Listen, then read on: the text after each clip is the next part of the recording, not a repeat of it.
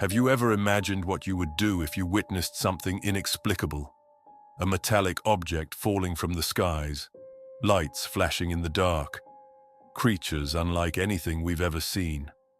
In 1995, Feira de Santana, Bahia, became the stage for one of the most intriguing UFO cases in Brazil.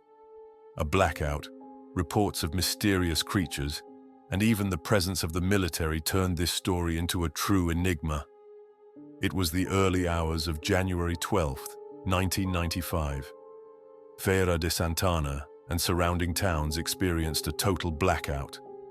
Moments before, several residents reported seeing a bright object in the sky, flickering between green and red as it moved erratically. Then, it vanished, plunging toward Lagoa de Bereca, a lagoon just outside the city. The next morning, a local farmer named Beto Lima went to the lagoon hunting for armadillos. What he found would change his life forever. There, partially submerged in the water, was a metallic object the size of a small car, reflecting the environment around it like a chameleon. As Beto approached, a hatch on the object slid open, revealing something inside. A strange, viscous substance oozed out, pooling in the water around it. And then, two figures emerged. One was small, humanoid and unmoving, with an almost fetal appearance. The other was larger, covered in dark fur with sharp claws. It let out a low, almost human-like groan. Beto later said that the creature gestured toward him, as if pleading for help. He described it as a mix between a sloth and something not from this world. Conflicted and terrified, Beto decided to take the creatures home. He placed them in a small shed on his farm, attempting to care for the furry one by offering it fruit and water, but it only grew weaker.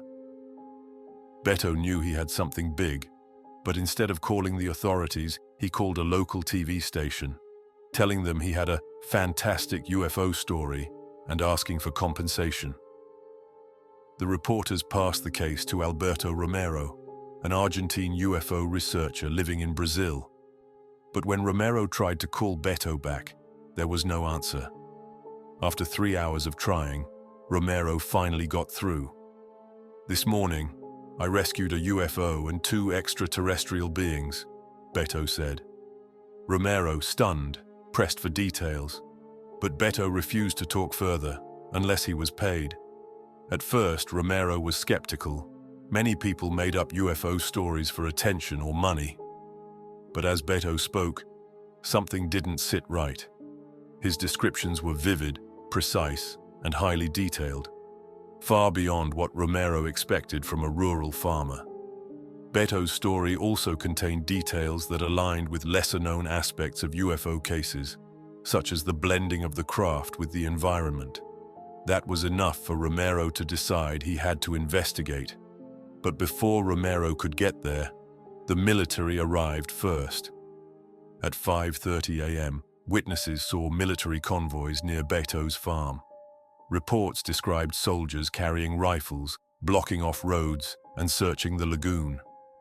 When they reached Beto's house, they stormed in.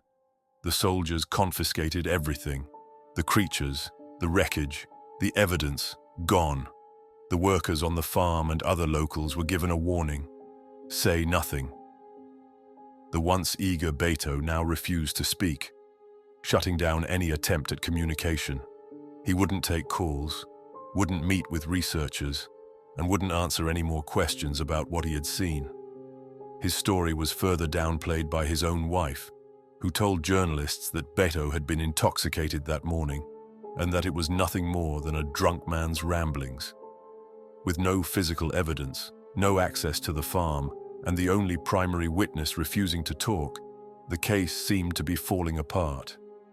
It looked as though whatever had happened in Feira de Santana would remain a mystery. But then, a letter arrived. 3 years later, a letter was sent to researchers, signed anonymously by a man calling himself Brazilian Soldier. What it described was chilling. "We recovered 2 bodies. One was a strange animal, injured. The other looked like a malnourished child, but it was not human. A soldier made the sign of the cross when he saw it. We were told to shut up and forget it ever happened. This letter reignited the investigation. It seemingly confirmed that the military had been involved in something that night. Years later, other anonymous witnesses would come forward, and Beto himself would allegedly confirm everything. He told close acquaintances that he never wanted to speak publicly again, citing fear for his personal safety and his involvement as a retired Marine.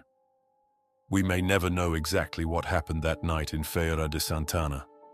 Was it all a hoax, a series of coincidences? Or was a truth beyond our understanding buried beneath a classified operation? One thing is certain: this case refuses to be forgotten. Decades later, it remains one of Brazil's most intriguing and elusive UFO encounters. So tell me, what do you believe? Until next time, and remember, the truth may be closer than it seems.